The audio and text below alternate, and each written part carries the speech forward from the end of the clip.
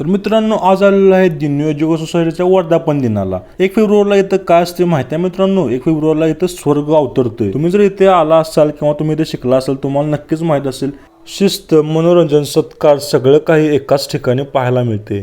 तर मी आलेलो आजचा कार्यक्रम होण्यासाठी. येता येता मला गणेश जयंती आहे, गणपती बाप्पाला पाया पडलो आणि सरळ मी इकडे आलेलो आहे.